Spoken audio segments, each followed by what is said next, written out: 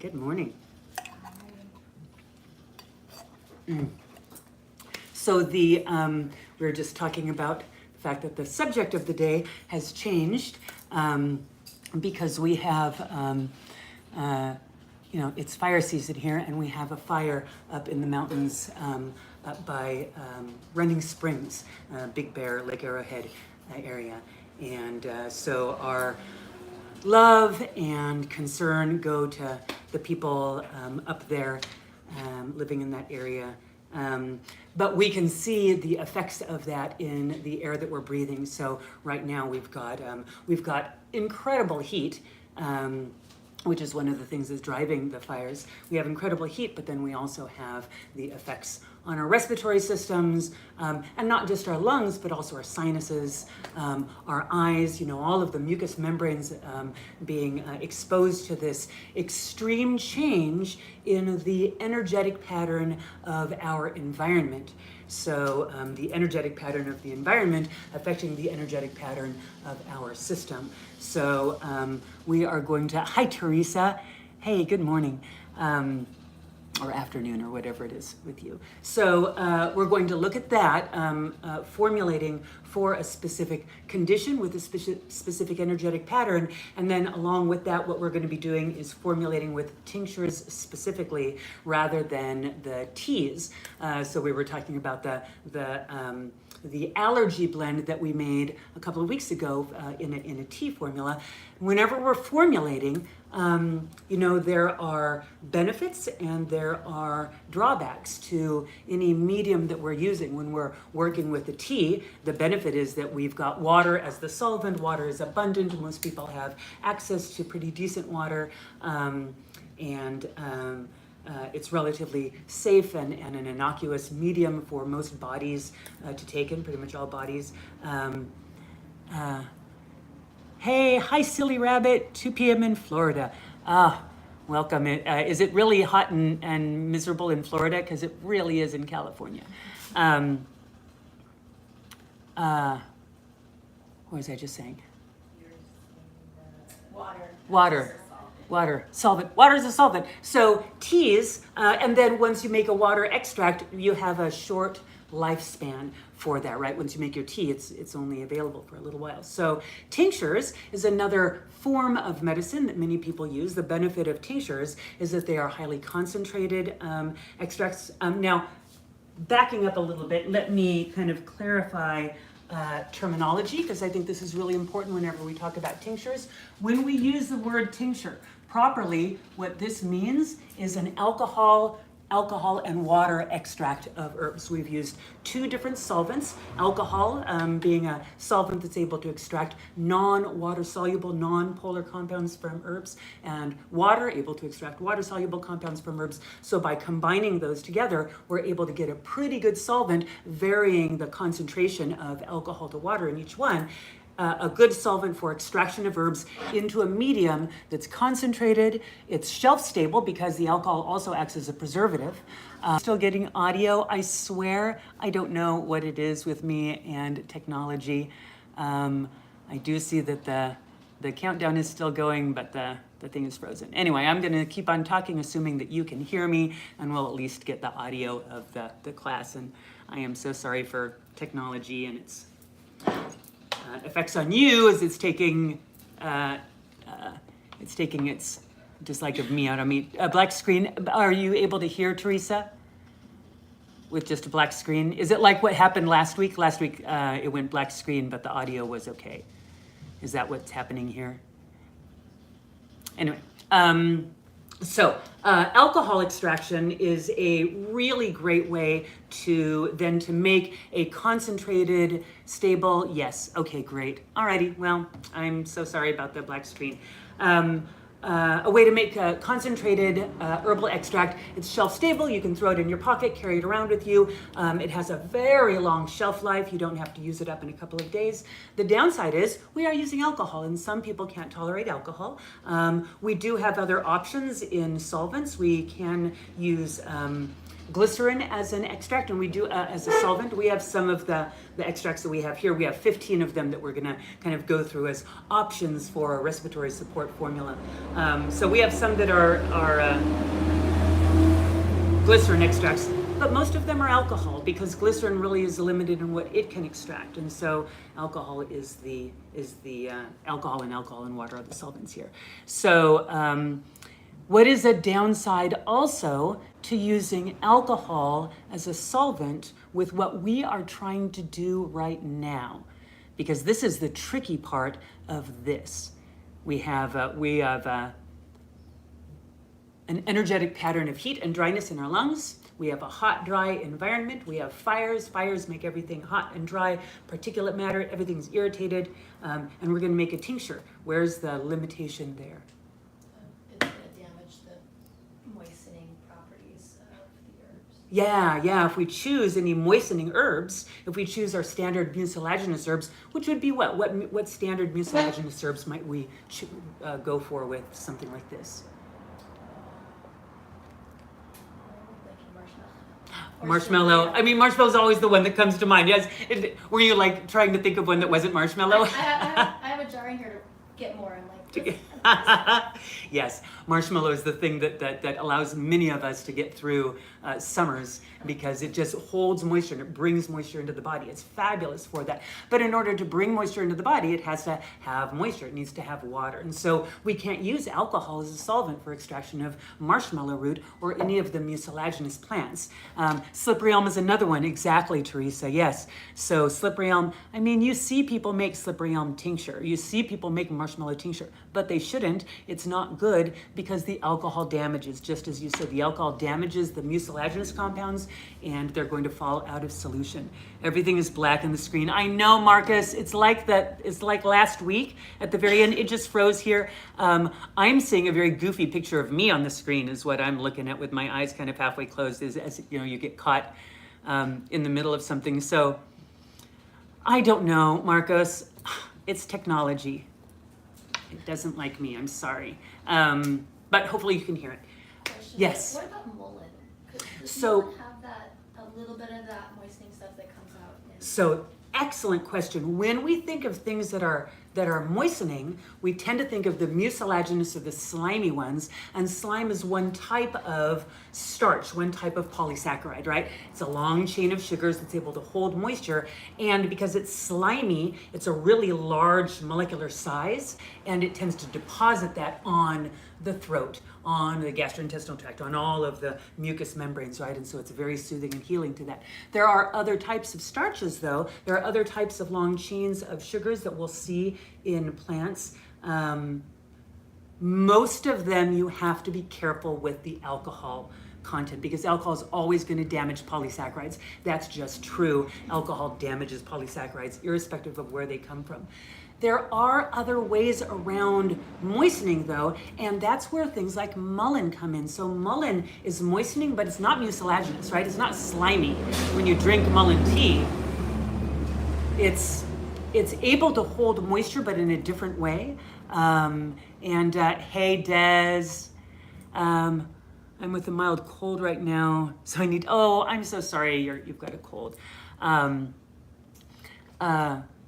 So when we make mullein as a tincture, it's fine to use a higher amount of alcohol because we're not relying on mullein as a source of those specific types of sugars that are going to be damaged by alcohol. So we can extract mullein generally in 50% alcohol and it's fine. It is antispasmodic to the lungs. It's relaxing and opening the lungs up. It thins mucus. I know the screen is black. Computers hate me. And this just proves it. It just started like 3 minutes in. There wasn't even a blip that happened. It just went black, and I don't know. Yep, sorry, Des. So mullein and coltsfoot, other antispasmodic bronchodilating, relaxing, and opening lung tonics are really nice because of their cooling and moistening and softening effects on lung tissue, but they're not as slimy. They don't have those long chains of sugars, so we can use those with an alcohol extract and use those as a way of bringing moisture into a form where we can't bring our standard herbs that we would be using, being slippery elm, etc. Other plants that we can do that with are licorice root. So licorice is another moistening plant. It's even slightly mucilaginous, but it is, we extract it in a relatively high alcohol. You have to be careful with it because, God, it's just sweet and disgusting. It's at 65% alcohol, but it is moistening to the tissues without having those long chains of sugars that we have to be careful about damaging. Likewise with Solomon's seal. So Solomon's seal we generally use for moistening of kind of deep connective tissue, right? Solomon's seal is associated with dryness of ligaments and tendons, but it is able to hold moisture in an alcohol medium. And not only that, but it's able to deliver moisture into tissues that don't like to hold moisture, those ligaments and tendons. The things about them is that they're avascular. It's really hard to get stuff into ligaments and tendons. So Solomon's seal is a plant that's able to bring softness and moisture into tissues like that. Can be really, really nice for other parts of the body where you need to use a tincture. I do think that ultimately it is better to use, if what you need is to get moisture into the body, absolutely use slippery elm, use marshmallow, use your standard mucilaginous plants in large amounts and get those in water into your body. But this, we're setting ourselves a limitation of, but we're making a tincture, and so we can't use those. So what do? It does it magic. It's in Chinese herbalism, they say that it's for dryness of the sinews, which is, it's the same language that we're using in Western herbalism, but yeah, I don't know how it works. It feels to me like it's affecting fluid movement in the body in a different way, not necessarily bringing moisture in, but changing the way that the body has a relationship with moisture.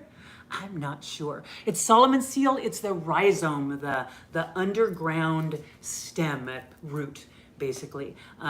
So Solomon's seal is abundant in some places, and it is limited in other places. You can get an aromatic Solomon's seal from Chinese herb shops.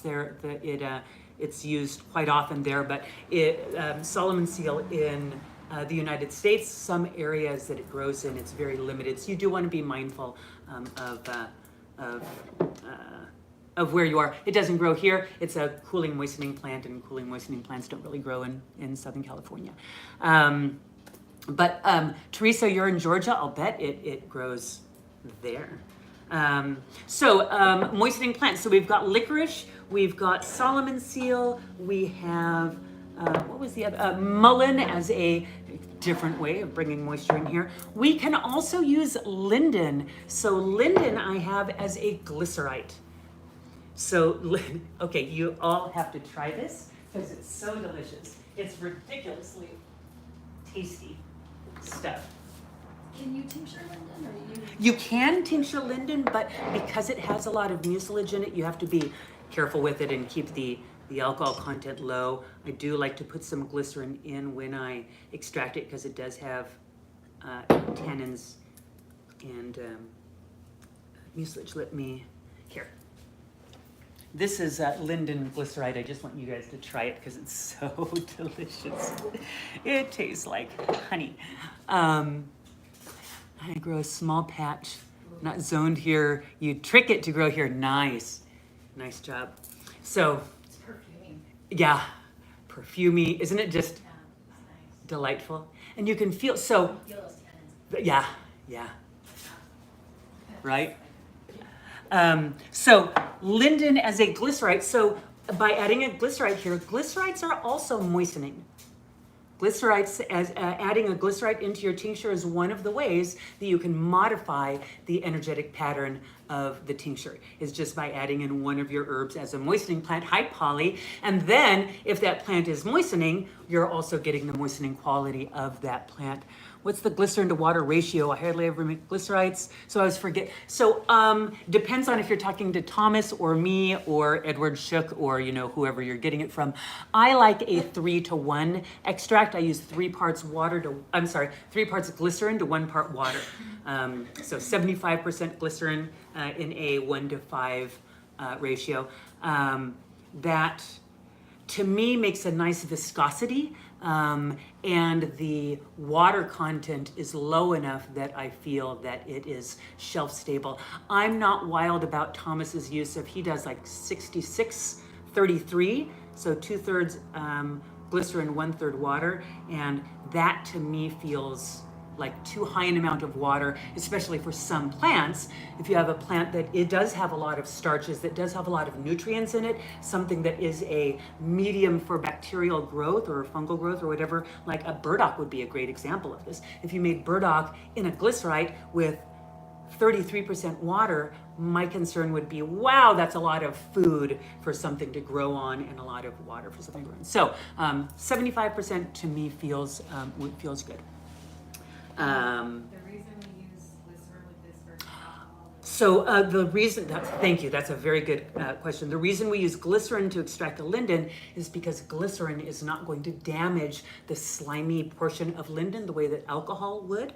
And linden is moistening and calming, antispasmodic. It also tastes like that. Polly, you have to try this. This is linden glycerite. There you go.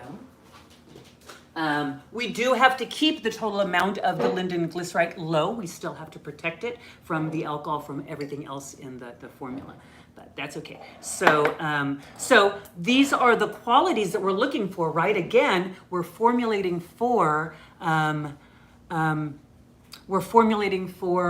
fire season. We're making a tincture blend for lung support in fire season. We have, hot, dry, smoky air right now, and so we're formulating for that. And so we're looking for things that are moistening, antispasmodic, calming, cooling, supportive to the lungs. We don't necessarily need things that are antimicrobial, antiviral, right? We're not protecting against an infection here. We're protecting against a change in the environment, in the energetics of the environment, right? And in the seasonal energetics. So that's important to think about, because a lot of times whenever we're looking at respiratory support, automatically we kind of go to immune stimulation or antimicrobial things, right? So what would be some immune stimulating or antimicrobial herbs we might add to a formula like this? How much plant material, how long of a shelf life? How long of a shelf life kind of depends, Teresa. I assume you're talking about the glycerite, because we were just talking about that. If your glycerite is at a 25% versus 33% water extract, if your glycerite is of a really nutrient-dense plant, which would be more of a petri dish, or if it's more of an antimicrobial, aromatic, not nutrient-rich, lots of, things that are going to inhibit growth of other organisms, right, might have a longer shelf life. And then plant material, it's a standard 1-to-5 ratio for dried plant with 75% dilution or 25% dilution, and then 1-to-2 ratio for fresh plant with no dilution, very much like tincture. That's a pretty much standard dry plant ratio for extraction of stuff into a liquid stuff. 1-to-5 is a good 1 ounce of herb by weight to 5 ounces of whatever liquid you're using for extraction by volume. 1-to-5 ratio. Okay, so in that immune stimulation, what kind of herbs would we use for immune stimulation? Echinacea would be absolutely one, and I brought some echinacea here. What else might we use for immune stimulation? We have three that If you're going like antimicrobial, like sage. Sure, sage or any of the aromatics, right? Yeah, yeah. For that, I am going to substitute, because you answered more like an herbalist, but someone who was watching TikTok might answer oregano oil, right? Oregano oil or oregano tincture, right? So oregano as a plant that a lot of people just automatically go to for respiratory support, or thyme is another one, and thyme is one that I generally go to for respiratory support, right? Or sage, thyme, oregano, all of these plants in what family? What family are all these related to? Do you know? The same as lavender. It's the same as lavender, yes. You get 5 points for knowing that, yes. It's the mint family. It's the mint family, or the Lamiaceae is the Latin name. So the mint family has all these aromatic plants in it, and all of these are really good for dispersing congestion, for dispersing stagnation, for dispersing if we had a lot of abundant mucus, thick, sticky, lots of mucus. But here, what we're dealing with is an opposite. There you go, Des, Lamiaceae.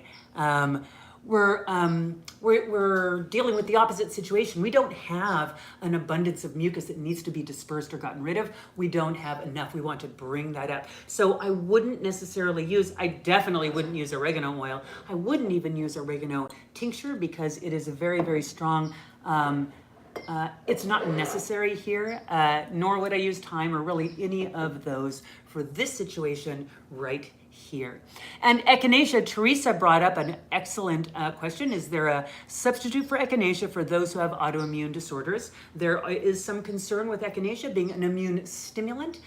If you were making a formula like this for distribution to everyone, say you were doing some mutual aid work, you were making a gallon of this tincture and then just going out to unhoused communities and giving them little bottles of tincture for support of their lungs, which would be a laudable, wonderful thing to do, you might want to be concerned because you're trying to make a single formula for a lot of different bodies. And yes, Teresa, some of those bodies might have autoimmune disorders or other conditions where immune stimulation like that may not be the best thing. And we don't need immune stimulation necessarily, automatically, because what we're dealing with is this kind of longer term thing. So especially in echinacea, I don't think we need to put echinacea in there at all, Teresa, to tell you the truth.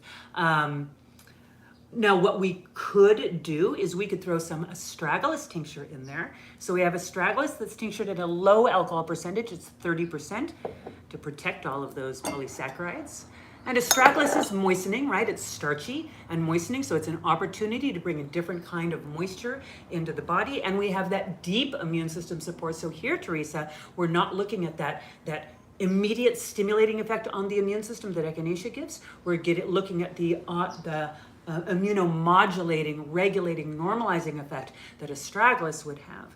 We don't generally want to use astragalus in a condition where we have an acute infectious condition going on right then. That's when we want to reach for echinacea or something that's more immediate stimulating. But taking astragalus right now might be really helpful because it's supporting that deep immune system activity, right? It's going in and giving us that long-term support. We're not dealing with an acute infection right now, the assumption is. But we can have a deep immune system tonic that is moistening and soothing to the system.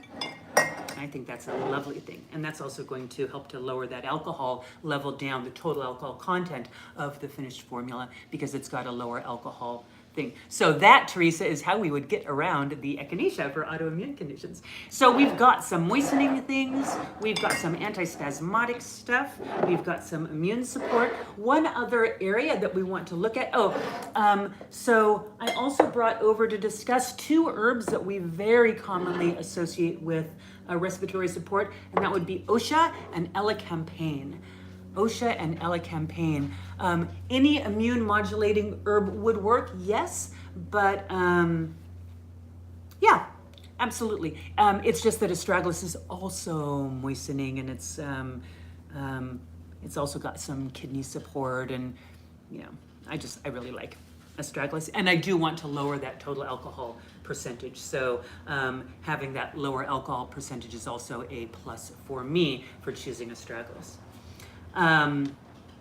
So elecampane is an expectorant. A lot of people like to go to elecampane for lung conditions automatically, but here again, elecampane and likewise OSHA, really good for thick, sticky, stagnant, stuck mucus, for abundant mucus. They're strong, warming, stimulating expectorants, and so they're good for just getting rid of a lot of impacted mucus. But here, energetically, they are very, very, very inappropriate. They're really heating and really drying, and we are dealing with a hot, dry condition here. However, if you have someone who does have a lot of thick, sticky, tenacious mucus, and they're also dealing with this condition, that can, the energetic pattern of the season and of the fire conditions can change that lung condition to a thick, sticky, impacted, green, infected mucus condition where, yes, even though they're heating and drying and stimulating,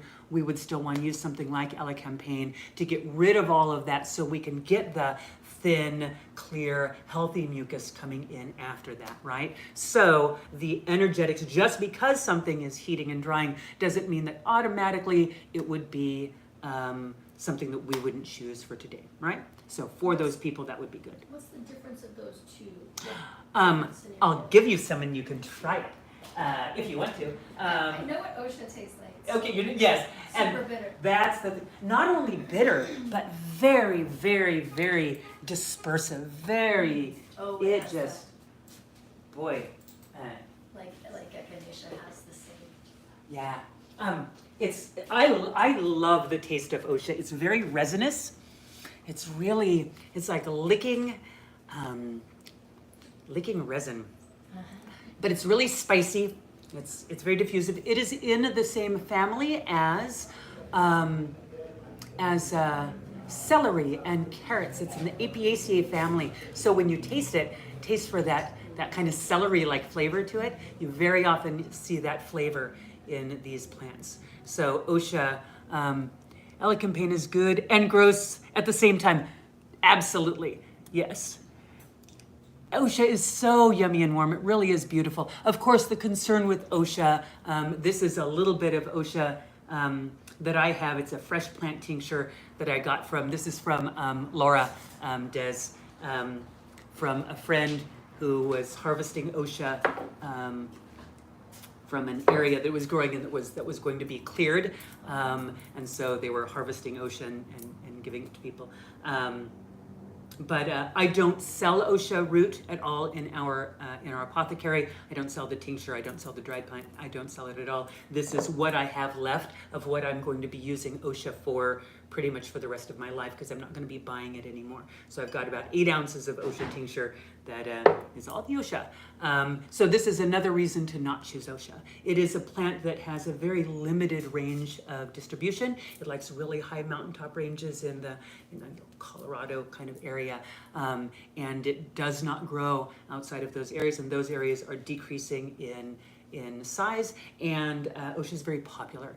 Lots of people like to use it, and so we kind of really want to leave it alone after I use up this. I feel like OSHA is mapley. It's very mapley. Yeah, did you get that maple flavor to it? Especially, Des, one of my favorite things to make when I have the fresh OSHA root, and Des has had this before.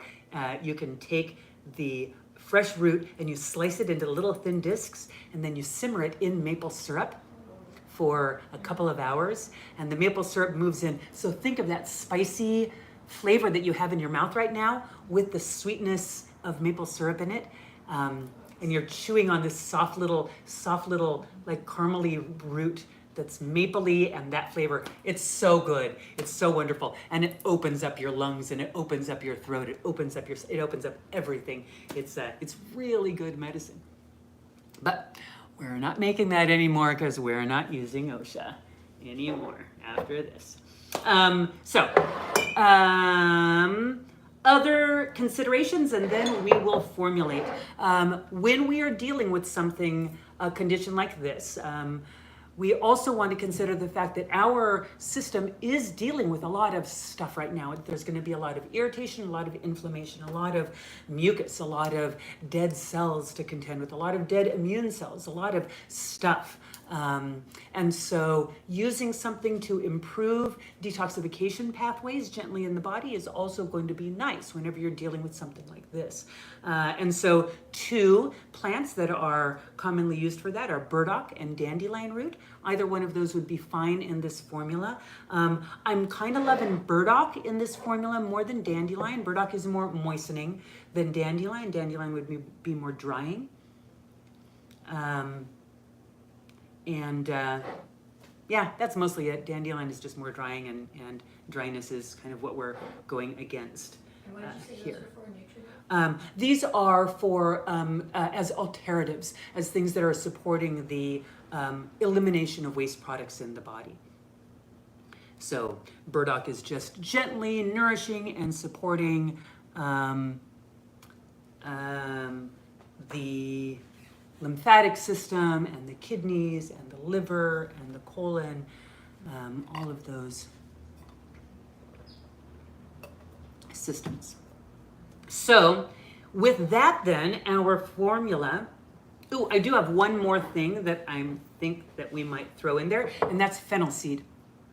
So fennel seed, we don't really have any aromatics really in this formula because most of the aromatics are drying, they're diffusive, they're dispersing moisture, and we're kind of hold moisture in here. But fennel seed is aromatic, so it's going to be kind of moving fluids in the lungs, which can be helpful, but it's not so drying, and it's a very good antispasmodic for the lungs. So it's really nice when we're, coughing, especially when you get into that spastic cough that can happen when everything's really, really, really dried out. Right? So, so a little bit of fennel seed. It's also is going to taste nice if you think that fennel tastes nice. I'm not going to put enough for it to be tasting like fennel, but enough for it to be medicinal. So we went from 15 possible herbs down to 2, 4, 6, 7. Oh, I do have one more that we can throw in there, and that's elderberry glyceride. So elderberry, we don't necessarily need the anti the flu, the influenza virus protective effects of elderberry here.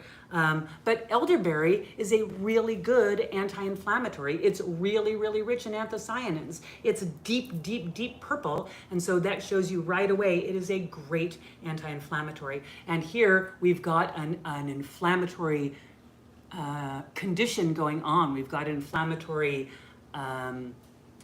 situation with the fire. We've got we've got inflammatory weather literally in this triple digit heat, and we've got an inflammation in the lungs. So using elderberry in here is going to be really nice as a way of just getting some moisture in here, and again bringing glycerin in, bringing some reducing inflammation in here, and because it's in the glycerite, bringing some moisture in and dropping down that total alcohol. And now we have 8 herbs in here, so that's a good formula. It's a little bit more than I like to use, but that's okay, we can do that. So let's look at our herbs. So we've chosen our herbs in our tincture formula. We have licorice root, and we have mullein, and we have linden and Solomon seal.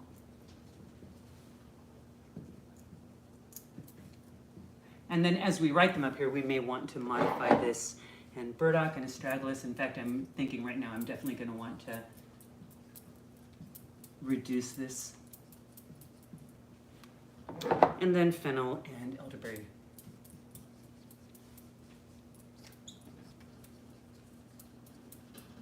Okay, so here's our list. And so what I can see is we were kind of grasping at herbs that are going to be helpful at bringing moisture into the system, given that we are using a tincture and we are limited. So we're grasping at all of them, and we ended up with like every single one we could possibly use, and I don't think we need all of them.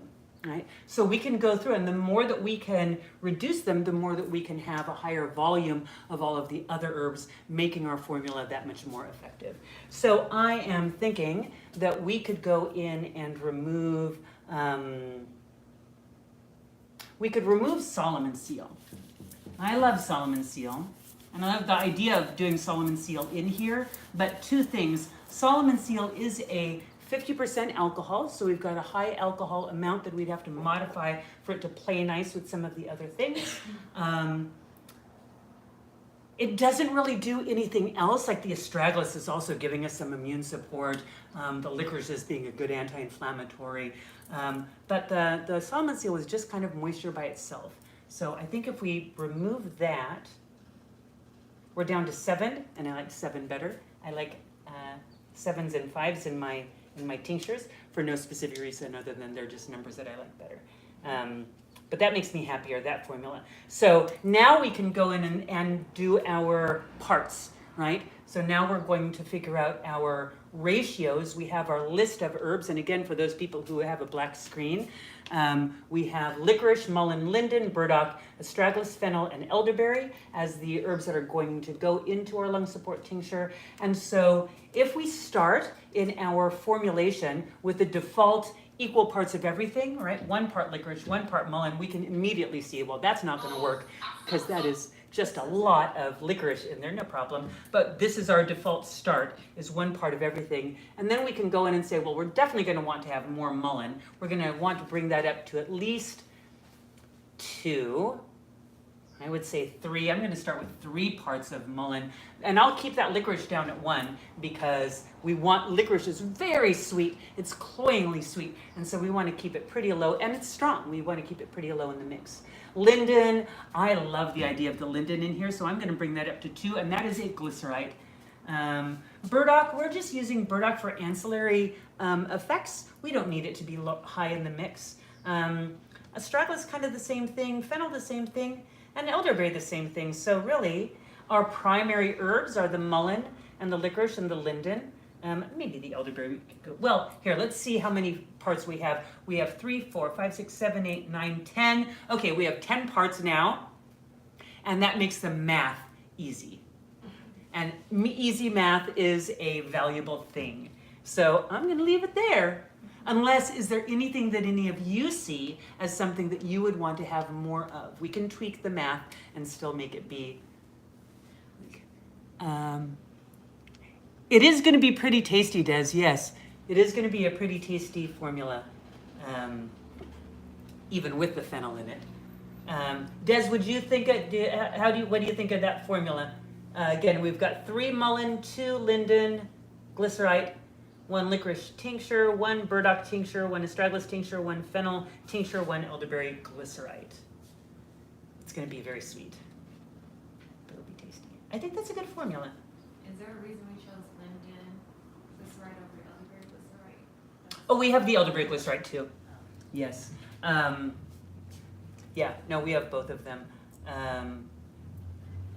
Linden is more moistening, so I wanted that up a little bit higher. Elderberry, really, it's just there for the anti-inflammatory effect. So I think that's it. Yeah, I think that's good. That's a good formula. So we've got 10 parts there.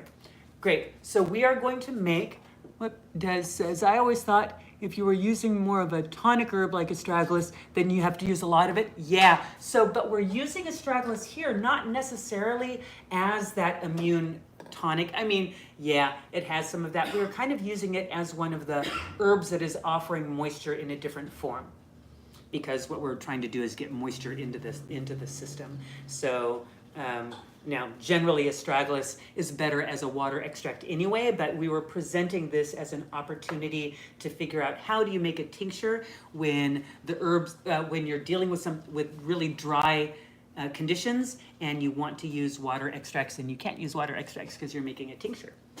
So that's what this is predicated on. And so the astragalus in there, it does makes a really, really good point. If we were relying on this as an immune support, with this amount of astragalus as 1/10 of a formula would be doing nothing. And really, it's not doing a whole lot here other than keeping it at 10. Which we could, I mean, we could completely take it out and then bring like burdock up to 2 or elderberry up to 2. But it is definitely not going to be, elderberry is, no, the linden is also a glycerite.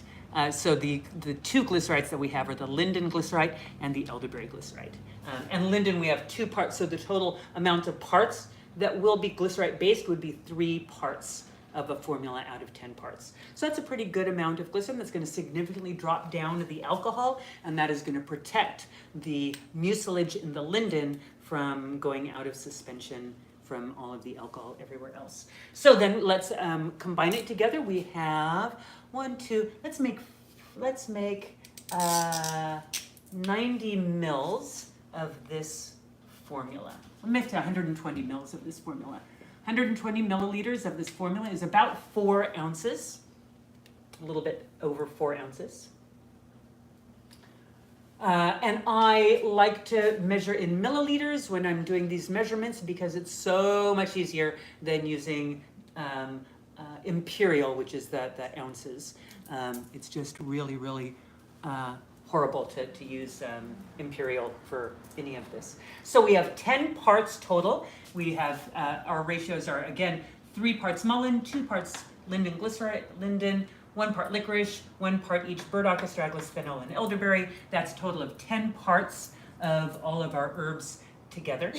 And so we have 120 milliliters is our goal of how much tincture we're going to make. So we're going to divide that by 10 parts. So 10 goes into 120 mils 12 times. And that means that each part, 1 part equals 12 mils. 10 parts equals 120 mils. Therefore, 1 part equals 12 mils, right? We would divide each of those by 10.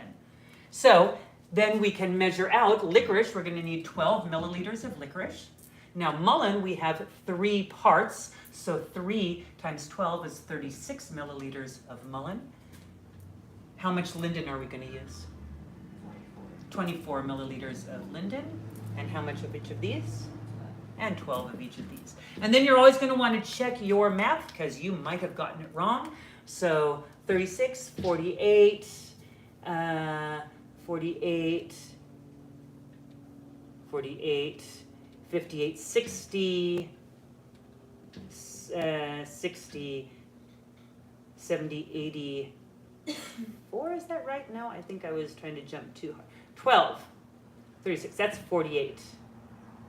48, 58, 60, 70, 84, no, that's right. 84, 96, 96, 96 plus 12 is 118. Is that right? Yeah. 108. 118. And then 12 more is 108. 108. 120. Close enough. Yeah. Okay. Yes. There we go. Quick question. That's why we have calculators on our phones, but my phone is being used to record this. Yes. Does the glycerin always mix well with the alcohol, or is there considerations you need to make? Glycerin generally mixes very well with alcohol. The consideration that we have here is that one of the glycerites that we have the linden glycerite, and we extracted linden in glycerin. For one of the reasons that we did that is because linden is very mucilaginous, and glycerin is a way of extracting that mucilage and protecting it because it's not alcohol. So there is mucilage in here. And so we want to keep the total amount of alcohol in the finished product relatively low in order to protect the linden glycerite. But generally, like the elderberry glycerite, there's nothing about glycerin that won't combine with alcohol. In fact, we quite often will deliberately throw glycerin into a formula. There's a theory in formulation that if you have a lot of tannins, right, tannins are grabby, and you have to be careful about tannins grabbing onto things and making things insoluble. If you throw in glycerin into a tincture that has a high amount of tannins, it will stop those tannins from being able to bind or precipitate other things. So this is another reason why throwing glycerin into a formula, into a complex formula, can also be helpful, is that whatever tannins are in here, and tannins are super abundant in the plant kingdom, so there's going to be tannins in here, they're going to be sort of bound by those. They're going to not be quite so grabby. So we have that, and then we have the total lowering of the total amount of alcohol. But the linden glycerite is an exception there. Generally, yeah, you can throw alcohol and glycerin together, usually just fine. So mullein is 48 milliliters. Oh, well, we have 36. We have 3 parts of mullein. Oh, I'm pointing at that, Teresa, like you can see the board. We have 3 parts of mullein, so it's 36 mils of mullein. All right, so then we can measure these out. So we have the forms of measurement that we use. We have graduated cylinders and graduated beakers. Graduated because they have the milliliter measurements right here. And then we're just going to measure. And actually, do you want to come up here and measure some of this?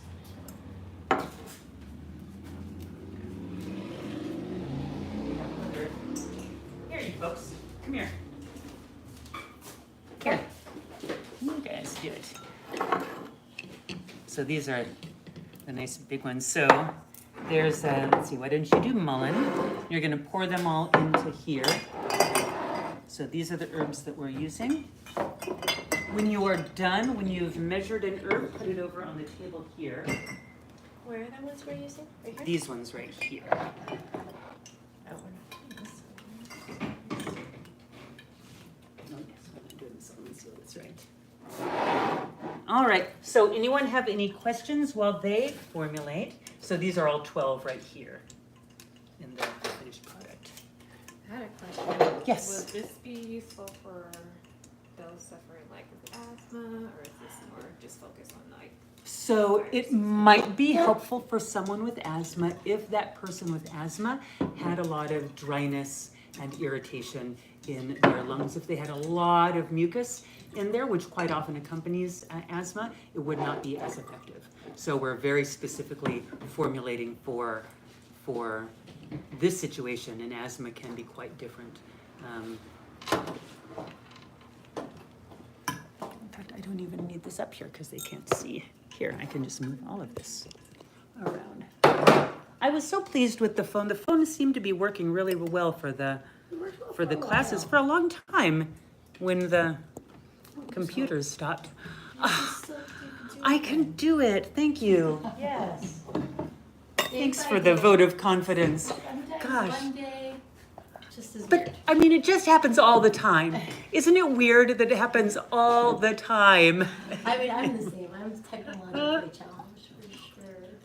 And I don't do anything. I just have it. I don't even touch it right before it all falls apart. Is it It just Instagram Live? does. It's YouTube. Oh, YouTube. And I've used YouTube for years on Monday mornings for classes. Years I've done this. I'm just feeling whiny about it. There's only so much you can do. Unscrew it and pour is sometimes the easiest. Is that the last one? That looks like the last one. All right. So, you folks can make a label for yourselves for your tincture. And then you can pour a bottle of our tincture blend. Let's try it too and see if Des's assumption that it would be yummy, because it looks yummy, doesn't it? Mm.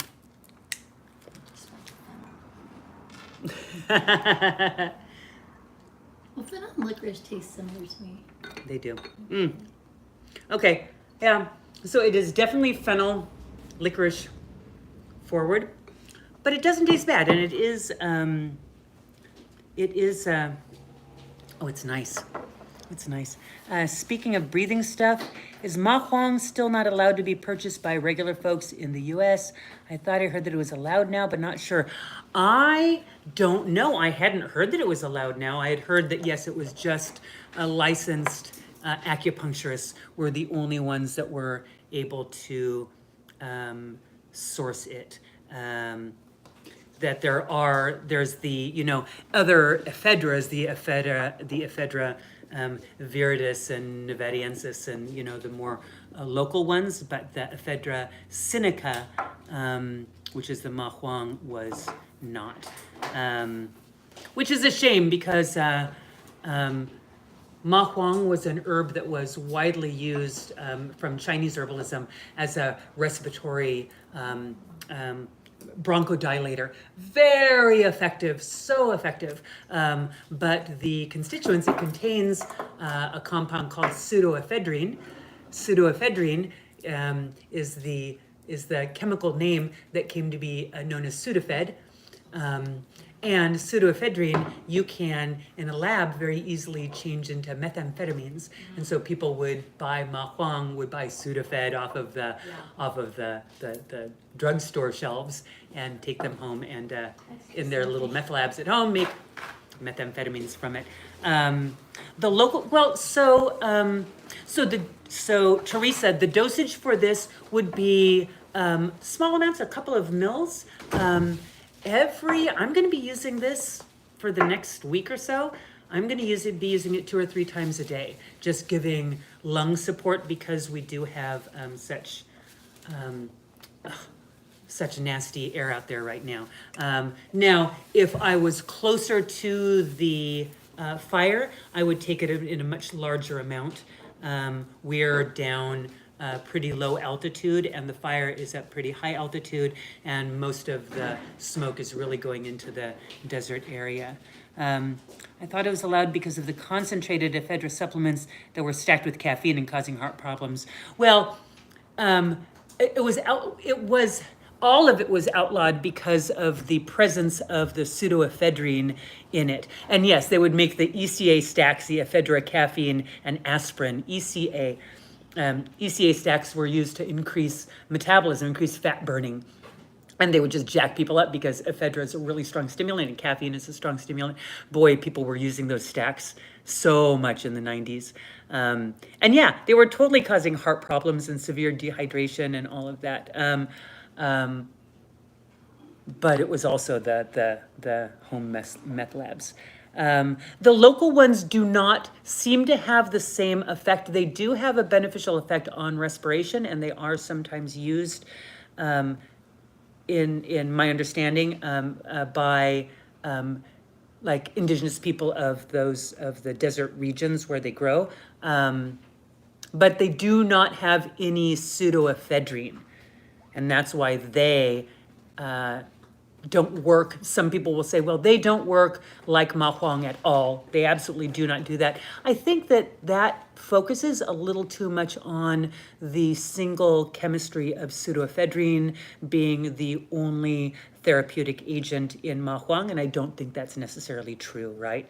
And I would imagine you would feel the same. So yes, if we put on our reductionist classes and looked at all ephedras as only being sources of pseudoephedrine, yes, only ma huang would be therapeutic, but if we look at the whole plant chemistry, it is likely that the nevadiensis, etc., would be therapeutic and not give heart problems, not give heart palpitations and jitteriness and all of that because it isn't pseudoephedrine and not cause the stress problems. So there is a tincture blend for respiratory support along with this. It's also a good idea for us to be doing steam inhalation. Steam is warm, moist air, and that is going to be an opposite energetic pattern to the hot, the dry air that we're breathing in. So just boil a pot of water when you're home for a long period of time. Put a pot of water on the stove, keep it filled up with water, and just top it off every regularly. If you want to throw some aromatic plants or essential oils in there, you can, but primarily it's that moisture that you want to get in there. That doesn't feel good when it's really, really hot and it's like 120 and now you want want like steam in the house. That feels gross. So don't do it when it's at the hottest point of the day. But at some point, even if it's no, you're not going to do that for the whole house, at least boil some and just breathe in some of that steam and get some of that concentrated steam in, kind of near your lungs and up into your sinuses. Likewise, when you're coming into your home from outdoors, especially if the smoke gets worse, or if you're in an area where smoke gets very bad, the particulate matter carried by the smoke gets into our eyes, it gets into our sinuses, and it's laid down there. And so when you come into your home, you have all that particulate matter overlaid on all those mucous membranes, and it's causing irritation and reactivity of those tissues. Even if you are inside and not exposed to that air anymore, it was laid onto those tissues, it's still there. So it's a very good idea to, when you get home, rinse your eyes out. Using a saline solution, salt water and isotonic saline solution is a quarter teaspoon of salt per cup of water, makes a 0.9% salinity, which is the same salinity as our secretions. And so that won't burn your eyes. So you can rinse your eyes with salt water, or again, just get a saline solution. If you can do neti pots, you can do that. Rinse your mouth out. Just rinse all of that particulate matter off of tissues that you can get access to. You can't rinse all of your sinuses out, but you can rinse some of that out, and the eyes in particular. Is a nice thing to do just when you get home, so you can just have those when you're going to bed. You close your eyes, they can actually restore and soothe and be irritated and not have all that the little particulate matter, which is going to make you wake up with your eyes all crusty and crummy and gross and not soothed at all, because they weren't soothed, because they all had all that irritation. So remember, getting rid of all of that stuff. Some people keep water steaming daily for moisture in the house or room. Yeah, and so that was my recommendation, but also, Therese, it's been, in the winter months, it's great. It's been over 100 degrees here, and so having a steam room in the kitchen isn't going to feel good. But yeah, in the winter months, I love doing exactly that, Teresa, just putting a pot of water on the stove and just leave it there. And every once in a while, I'll throw something stinky, stinky plants in it, right? Some eucalyptus or rosemary or whatever. We always have aromatic plants that can be chopped and thrown in there. So. The cool mist humidifiers are also effective, absolutely, if you have one of those, and they're cool. So yeah, those are a great idea too. I don't have one of those, so pot full of water on the stove is my humidifier. Yeah.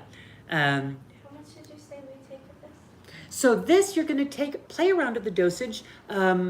Depends on your sensitivity to the environmental factors. So this is offsetting the environmental factors that we're exposed to, but it's how does your respiratory tract feel given the environment that we're in right now. So take it as needed.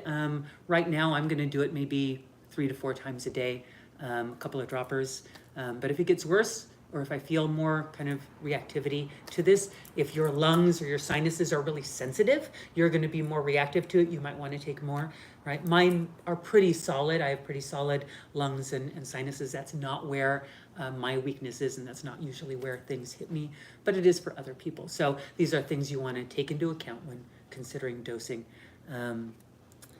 Yeah, it's finally decent here. Yeah, it's always the hottest in Southern California in the end of August, beginning of September. September is it's always brutal here, so it'll get cool soon. We will remember this heat fondly. In a couple of months, we'll be like, remember when it was so warm in summer and we didn't appreciate it when it was there. Yeah, so we'll appreciate it. All right, folks, thanks for showing up. Thanks for staying even when it went black. I appreciate y'all. I hope that was helpful for you. Yeah, next week we'll see if the computer gods are appeased. Maybe I'll have to figure out what kind of offerings I need to burn in front of my phone in order to make it not go black on you folks. But we got the audio, and I'm glad for that. All right, I love you all. Take care, and I will see you soon. See you next week, if not before. Bye-bye.